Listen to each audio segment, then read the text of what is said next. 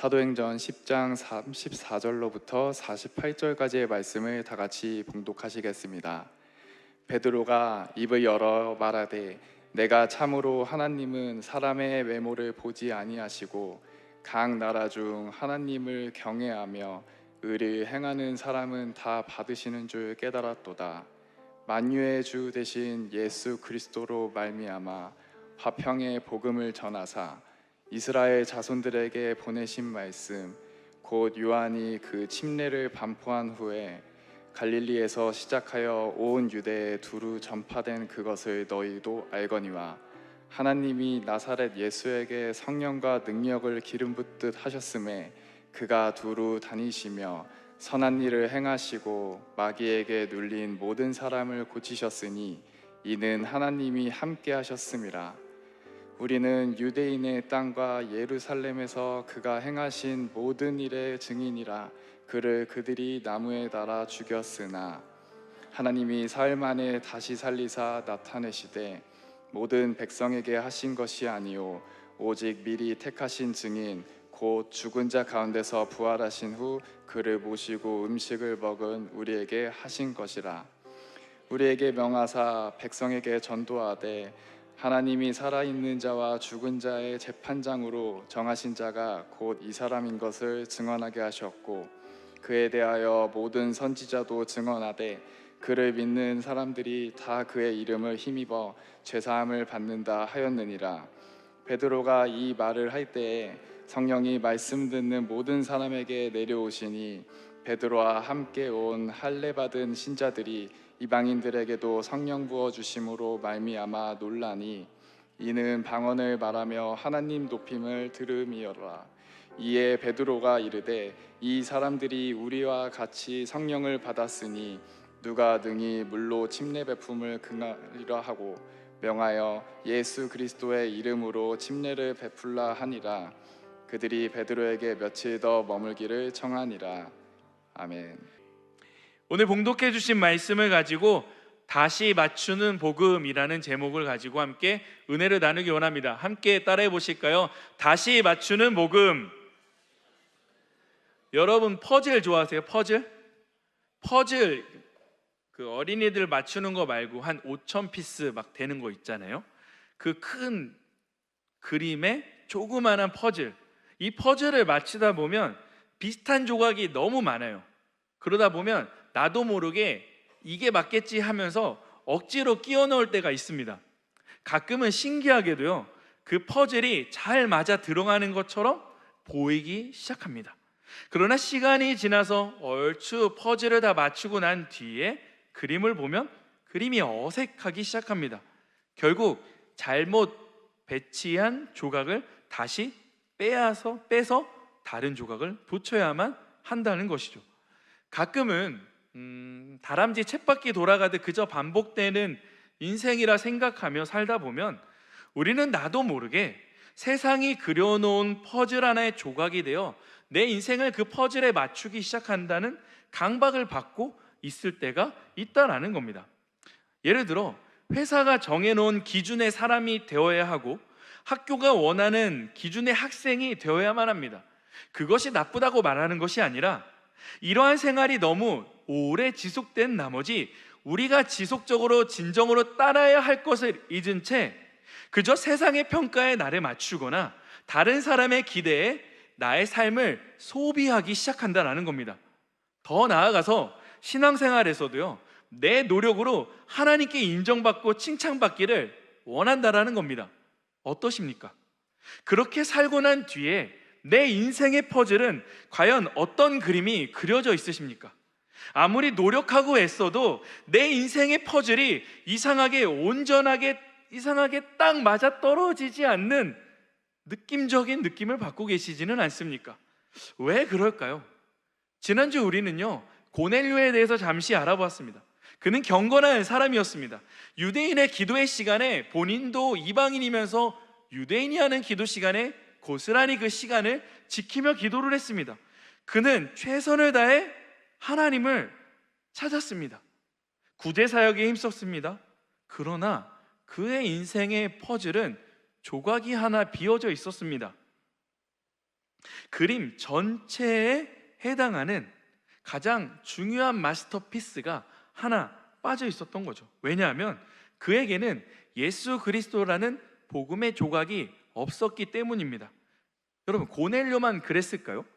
그와 함께 이야기에 등장했던 베드로도 그랬습니다. 베드로도 예수님을 믿었습니다. 베드로는 예수님의 제자였고 초대교회를 이끌던 대표적인 지도자였습니다. 그러나 사람을 보는 그의 기준은 여전히 유대인의 오랜 관습과 이 경계 안에 머물러 있었습니다. 베드로는 복음을 알고 있었지만 그 복음이 이방인에게도 동일하게 열려져야 한다는 하나님의 크신 그림을 아직 보지 못하고 있었습니다. 고넬료에게는 구원을 받아야 할 복음이 전해졌고 베드로에게는 자신이 믿고 있었던 복음이 이방인에도 동일하게 적용되어야 한다는 새로운 사실을 알게 되었습니다. 새롭게 열려진 거예요. 복음이 들어오자 두 사람은 자신들이 보지 못했던 하나님의 크고 완전한 그림을 비로소 보게 되어졌다라는 겁니다. 그래서 저는 오늘 여러분과 제가 이 본문의 말씀을 통해 복음이 우리를 무엇을 다시 맞추어 가게 하는지 이 본문의 흐름을 따라 알아가 보기를 원합니다. 첫 번째로요, 복음은 사람을 보는 우리의 기준을 바꿉니다. 우리 한번 따라해 보실까요? 복음은 사람을 보는 우리의 기준을 바꿉니다. 우리 말씀 34절에서 35절을 함께 읽어보겠습니다. 시작. 베드로가 입을 열어 말하되 내가 참으로 하나님은 사람의 외모를 보지 아니하시고 각 나라 중 하나님을 경외하며 의를 행하는 사람은 다 받으시는 줄을 깨달았도다. 아멘. 고넬료의 집에 들어간 베드로는 새로운 사실 하나 깨닫습니다. 내가 이제 참으로 깨달았습니다 라고 말이죠. 무엇을 깨달은 거죠? 하나님은 외모를 보지 않는다는 것입니다. 여기서 외모는 우리의 눈으로 보는 것에 한정된 그 겉모습만을 이야기하지 않습니다. 외모라는 이 표현이, 이 단어 안에는요, 민족과 국적과 신분과 직업과 가정의 배경, 문화와 종교 등이 다 섞여져 있는 단어입니다. 베드로는 그동안 사람을 이렇게 나누어 보았습니다. 하나님이 선택한 유대인과 그렇지 않은 이방인, 더 나아가 이방인이 들으면 기분이 나쁠 수도 있을 정도로 적나라하게 보면 정결한 사람과 부정한 사람으로 나누었습니다. 내가 가까이 해야 할 사람과 멀리 해야 될 사람을 기준이 그에게는 분명히 있었습니다. 그런데 지금 하나님께서 고넬료를 통해서 베드로가 생각했던 그 외모의 기준을 완전히 흔들고 계신다라는 겁니다. 아마도 베드로에게 맞지 않은 이 퍼즐 조각은 바로 이 기준이었던 것 같습니다. 우리가 사는 이 세상도요, 이 외모가 중요합니다. 학벌, 가족 배경, 사회 지위, 재산의 규모, 사는 동네 등 너무나도 많은 외적인 조건을 따지는 것이죠. 한 번은 이런 걸 본 적이 있습니다. 결혼정보회사에서 남자의 등급을 A등급과 B등급으로 나눈 표를 한번 본 적이 있습니다. 제가 너무 궁금해서 그 표를 긁어다가 AI에 대해 학습을 시키고 이렇게 질문을 해봤습니다. 목사의 등급은 얼마에 들어가니? 뭐라고 나왔을까요? 네, 여러분이 질문 안 해보셨기 때문에 제가 한번 질문을 해봤습니다. 그랬더니 AI가 이렇게 대답을 합니다. 목사는 등급에 들어가지 않습니다 라고 말이죠. 충격이었습니다. 그래도 순위에는 넣어줄 줄 알았는데 말이죠, 아예 끼워주지도 않았습니다. 그런데 더 충격적인 것은 이 AI가 저에게 위로하듯 한마디 건넵니다. 혹시 목사님이시면 기독교 전문 결혼정보회사에 문의를 해보시는 것이 성혼 확률을 압도적으로 높이시는 방법입니다. 이렇게 저에게 위로하는 글을 보면서 저는 너무 감사했습니다. 지금의 우리 가족과 아내에게 말이죠. 제가 극단적인 얘기를 들었지만 세상은 이미 맞추어 놓은 기준의 퍼즐이 존재합니다. 우리도 어느새 그런 기준을 가지고 배우자를 찾고 있을 수 있다는 거죠. 지금은 연애 강의가 아니기 때문에 여기까지만 말씀을 드리고 현실을 말씀드리고 다시 말씀 앞으로 들어가기를 원합니다. 우리는 끊임없이 내 주변의 사람에게 점수를 매깁니다. 아닌 것 같죠? 저 사람은 나에게 도움이 되니 100점짜리 사람, 저 사람은 우리의 공동체에 도움이 안 되는 것 같으니 60점짜리 사람, 저 사람은 믿음이 좋으니 90점짜리 사람 등의 점수를 우리 마음에 매기고 있어요. 그러나 더 심각한 것은 다른 사람에게 매겼던 점수의 조건을 갑자기 나를 향하기 시작합니다. 나 스스로 조건을 가지고 점수를 매기기 시작합니다. 나는 이 나이 먹도록 결혼도 못했으니 내 인생은 빵점이야. 나는 남들보다 인생이 뒤처진 것 같으니 점수를 매길 가치도 없어. 이런 나에게 무슨 소망이 있어? 라고 스스로가 점수를 매기기 시작합니다. 그러나 오늘 본문의 복음은 다르게 말하기 시작합니다. 하나님은 세상이 만들어 놓은 등급표로 사람을 판단하지 않으신다라는 겁니다. 사람을 볼 때 여러분은 가장 무엇을 보십니까? 외모, 학벌, 직장, 말투, 재력? 무엇을 보십니까? 세상은 사람을 조건으로 나누지만 복음은 사람을 십자가 앞에 세웁니다. 복음은 모든 사람을 십자가 앞에 동일하게 세운다는 것입니다. 잘난 사람도 은혜가 필요하고 못난 사람도 은혜가 필요합니다. 부족하다고 느끼는 사람도 같은 은혜가 필요한 것입니다. 복음이 들어오면 우리는 사람을 점수로 보게 되지 아니하고 예수님이 사랑하는 존재로 보게 되어진다는 것입니다. 두 번째로 복음은요, 구원의 근거를 예수님께로 다시 옮깁니다. 우리 한번 따라해 보실까요? 복음은 구원의 근거를 예수께로 다시 옮깁니다. 보통 우리는요, 구원에 대해서 우리 편에서 무언가 해야 할 것이라고 생각합니다. 착하게 살아야 하고 좋은 언행을 이야기해야 하고 구제해야 하며 섬겨야 하고 기도해야 되는 것, 이런 말씀 보는 조건, 이런 것이 당연하다고 생각하는 것이죠. 그러나 베드로는 고넬료에게 우리가 생각하는 그리스도인이 해야 할 일을 먼저 제공하고 있지는 않습니다. 예를 들어, 고넬료야, 너 더 많이 기도해야 돼. 너 더 구제해야 돼. 너 말고 다른 사람 더 많이 도와야지. 시간 되면 할례도 좀 받고 선하게 살아야 하나님을 만날 수 있지 않을까? 라고 베드로가 고넬료에게 이렇게 이야기하지 않았습니다. 단지 그는 36절부터 43절까지 굉장히 긴 구간을, 긴 말을 예수님이 하신 일을 차근차근 정리하며 설명하고 있습니다. 가장 먼저 그분은 만유의 주님이셨습니다. 유대인만의 하나님이 아니라 이방인의 주인이시기도 하시고 모든 사람의 주님이라고 이야기합니다. 성공한 사람의 주인이시며 실패한 사람의 주인이십니다. 믿음이 강한 사람의 주님이시고 매일 흔들리는 사람의 주님이십니다. 사람들에게 인정받는 사람의 주님이시고 아무도 알아주지 않는 그 사람의 주님이시기도 합니다. 그 주님께서 성령과 능력으로 두루 다니시며 선을 행하셨다 말씀합니다.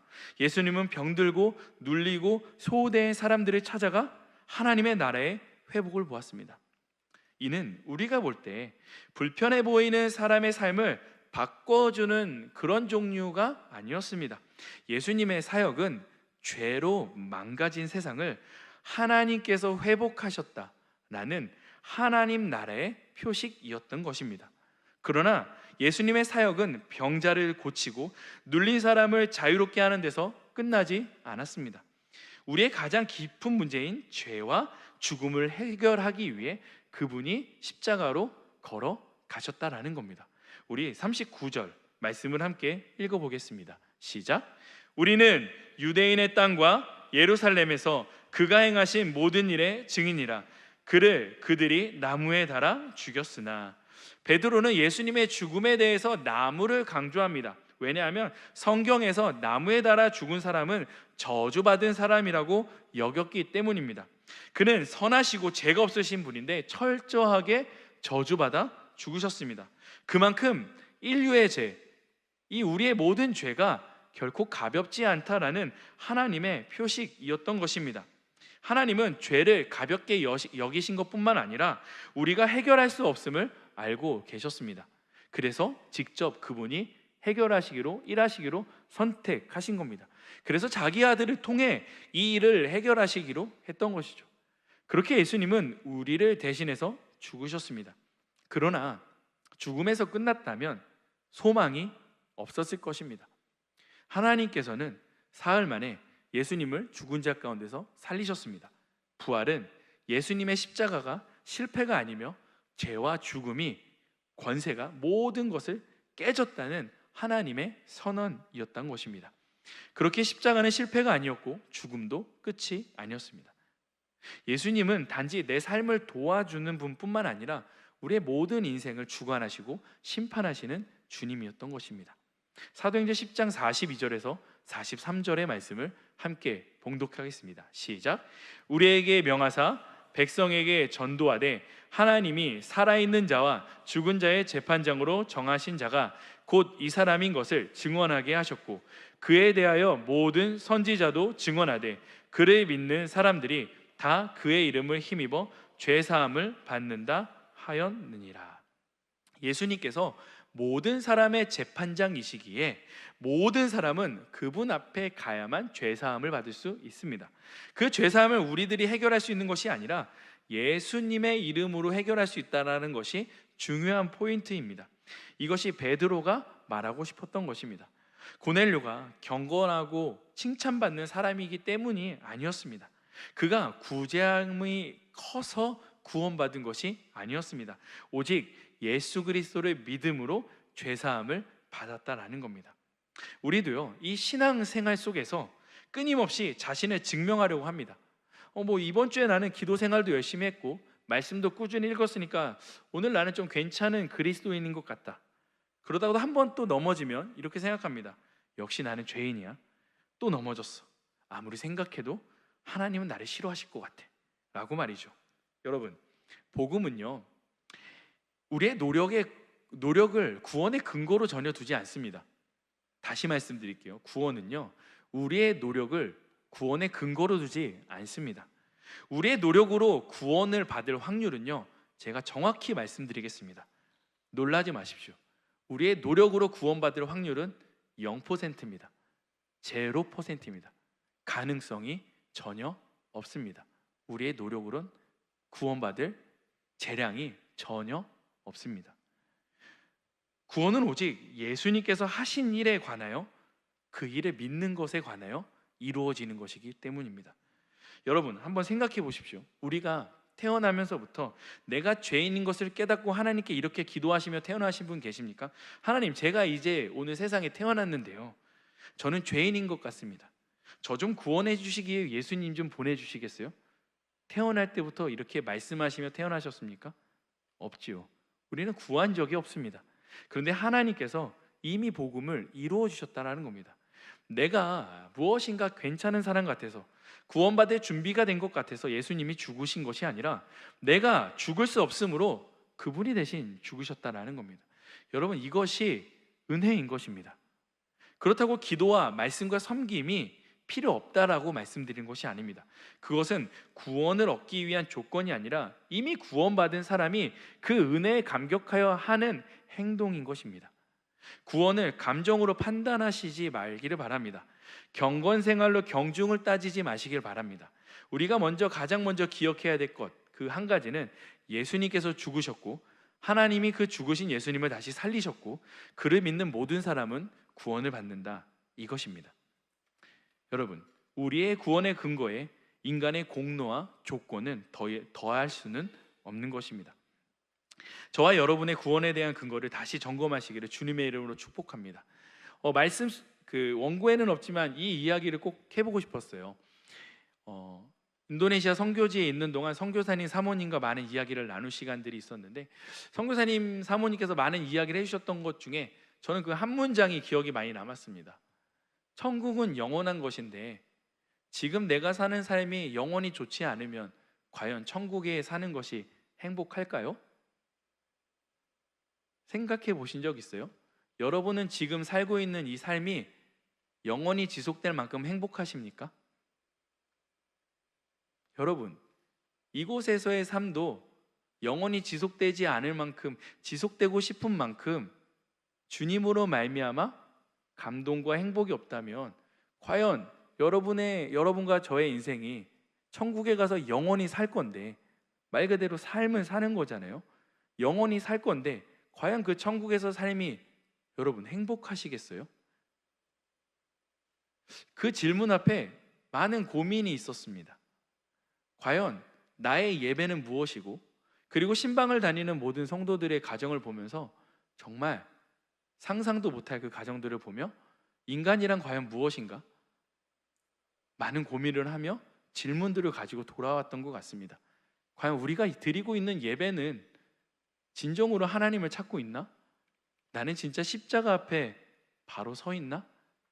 수없이 많은 질문들을 하며 비행기를 타고 돌아왔던 것 같습니다. 여러분, 오늘의 삶이 행복하십니까? 여러분과 저는 이 질문 앞에 담대하게 아멘 하실 수 없다면 과연 우리가 믿고 있는 바가 무엇인지를 한번 고민해 봤으면 좋겠습니다. 내가 옆 사람과의 좋은 관계 때문에 교회를 나오는 것인지, 아니면 진짜 십자가에 달리신 예수 그리스도 때문에 내 생명을 주신 그분으로 인해 정말 행복한 것인지, 저와 여러분이 그 질문 앞에 서시기를 바라겠습니다. 마지막 세 번째로, 복음은 서로 다른 사람을 한 몸으로 만듭니다. 우리 함께 따라해 보실까요? 복음은 서로 다른 사람을 한 몸으로 만듭니다. 베드로가 아직 말씀을 전하고 있을 때였어요. 그러니까 이렇게 설교를 하고 있을 때 놀라운 일이 생깁니다. 설교가 끝나기도 전에 성령께서 말씀을 듣는 모든 사람에게 임하시기 시작합니다. 보통 우리는 기도 시간을 뜨겁게 해야 성령이 임한다라고 부르짖었잖아요. 근데 말씀을 보니 말씀이 선포되는, 예수 그리스도의 말씀이 선포되는 그 순간 성령이 임하기 시작합니다. 우리 44절이요. 성경은 이렇게 기록하는데요. 함께 그 말씀, 44절의 말씀을 읽어보기를 원합니다. 시작. 베드로가 이 말을 할 때 성령이 말씀 듣는 모든 사람에게 내려오시니, 성령을 받는 이 사건이 이제 이방인에게도 이루어진 겁니다. 우리는 신학적으로 이것을 이방인의 오순절이라고도 표현을 합니다. 사도행전 2장에 오순절날 유대인의 제자들에게 임했던 그 성령이 이제는 고넬료의 집에 모였던 이방인들에게 오늘 말씀처럼 동일한 성령이 임하셨다라는 겁니다. 이 사건의 당사자인 베드로와 함께 온 유대인들, 사람들이 놀라기 시작합니다. 45절에 이렇게 기록하는데요. 45절 말씀을 함께 읽어보겠습니다. 시작. 베드로와 함께 온 할례 받은 신자들이 이방인들에게도 성령 부어 주심으로 말미암아 놀라니, 유대인 성도들은 성령의 선물이 자신들에게만 있는 것이라고, 특별한 은혜라고 생각했습니다. 그러나 지금 이방인들이 방언을 말하며 하나님을 높이고 있는 것을 지금 유대인들이 듣고 있는 것입니다. 그들은 이제 하나님께서 이방인에게도 동일한 성령을 주시고 그들을 자신의 백성으로 받아들였다는 사실을 부인할 수 없게 되었습니다. 그래서 베드로는 이렇게 말합니다. 47절 우리 함께 읽어볼까요? 시작. 이에 베드로가 이르되 이 사람들이 우리와 같이 성령을 받았으니 누가 능히 물로 침례 베품을 금하리요 하고, 여기서 우리는 특별한 단어를 말씀 속에서 찾아볼 수 있습니다. 어떤 단어일까요? 우리와 같이, 우리와 같이. 이 단어가 왜 특별합니까? 우리와 비슷하게도 아니고 조금 부족하게도 아니고 다른 등급도 아닙니다. 동일한 성령을 받은 하나님의 백성이라고 고백하고 있는 것입니다. 여러분, 처음에 말씀드렸듯이 모든 퍼즐 조각은 모두가 제각각 모양이 다릅니다. 그러나 서로 다른 모양이 있기 때문에 하나의 그림으로 완성될 수 있는 것입니다. 여러분, 교회도 그런 것 같습니다. 모두 성격이 다릅니다. 성장했던 가정의 배경도 다릅니다. 직업도 다릅니다. 예수님을 믿고 살아가는 신앙의 성장 속도도 각기 다릅니다. 은사도 다릅니다. 살면서 받은 상처의 깊이도 다릅니다. 내 마음을 표현하는 말투와 방식도 다릅니다. 모든 것이 다른데 성령은요, 한 분으로 우리 안에 계십니다. 예수님을 믿고 동일한 성령을 받은 사람은 결국 한 몸이 되어지는 것입니다. 어떤 몸인가요? 예수 그리스도를 머리로 한 각 몸이 직체가 된 한 몸인 교회가 되는 것입니다. 고린도전서 12장 27절 우리 말씀 함께 봉독하겠습니다. 시작.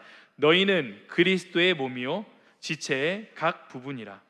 그런데 여러분, 교회 안에서도요, 보이지 않는 경계와 등급이 존재합니다. 교회 안에는 친밀함과 역할의 차이는 있을 수 있습니다. 그러나 우리는 그 차이를 사람의 가치와 중요성의 차이로 바꾸어 버릴 때가 있다라는 겁니다. 그러나 우리에게 성령께서 임하셨다면 친밀함의 정도는 다를 수 있어요. 그러나 우리에게 성령이 임하면 누구도 복음 안에서 덜 중요한 가족으로 취급돼서는 안 된다라는 것입니다. 우리는 모두 같은 하나님의 가족이 되어야만 하는 것이죠. 제가 19살 때 청년의 시절의 첫 시작, 막내 시절 때 그 공동체 안에 정말 즐겁게 노시는 형들의 모임이 있었습니다. 저보다 2~3살 많은 형들이었는데 한 대여섯 분 정도 형들의 모임이 너무 즐거운 거예요. 그래서 막내였던 저는 그 형들의 모임에 껴서 같이 놀고 싶어서 계속 형들 옆에 붙어 다녔었습니다. 그래서 같이 놀러 다니고 게임도 하고 예배도 드리며 제가 진짜 엄청 좋아하는 형들이라 계속 따라 붙었습니다. 그래서 저도 청년 생활에 잘 적응하고 있다고 생각했는데 형들이 저에게 얘기하는 거예요. 동주야, 우리끼리 놀아도 될까? 라고 이야기해 주시는 거예요. 저도 밝은 성격을 가지고 있는 사람이지만 한풀 꺾이는 한마디였습니다. 형들은 제가 있는 게 눈치가 보였고 결국 형들과 플레이스테이션을 하다가 그만 저는 갔으면 하는 바람에 형들이 이렇게 얘기했던 것이죠. 그 뒤로 저는 어떻게 됐을까요? 형들의 모임에 참석하지 않았습니다. 그리고 1년에서 2년간 교회에 대해 방황하며 말 안 듣는 세론으로 살았던 기억이 제 인생의 기억으로 남습니다. 여러분, 모든 사람과는 똑같이 친해질 수는 없습니다. 그러나 적어도 이 교회 안에서는 누구도 나는 이 공동체에 필요 없는 사람인가? 라고 질문을 홀로 품게 두면 안 되는 것입니다. 내 친한 관계를 지키면서도 새로운 사람이 들어올 수 있는 관계의 자리가 있어야만 하는 것입니다. 내주어셔야만 하는 거예요. 혼자 서 있는 사람에게 먼저 다가가는 것이 복음이 만든 공동체입니다. 여러분, 이거는요 I 성향이라고 이 성향이라고 할 수 있고 없고의 이야기가 아닙니다. 복음이라고 하는 건요 내 친한 사람뿐만 아니라 비워놓은 그 공간의 자리에 들어올 수 있도록 그 자리를 마련하는 것이 복음을 아는 사람의 자세인 것입니다. 여러분, 고넬료의 삶에는 정말 좋은 퍼즐들이 퍼져 있었습니다. 너무나도 좋은 퍼즐들이었어요. 경건, 기도, 구제, 하나님을 향한 갈망이라는 아주 아름다운 조각들이 갖추어져 있습니다. 그러나 아무리 아름다운 조각들이라고 해도 아무리 붙여도 구원이라는 큰 그림은 완성되지 않았던 인생이었습니다. 그에게는 예수 그리스도의 복음이 필요했습니다.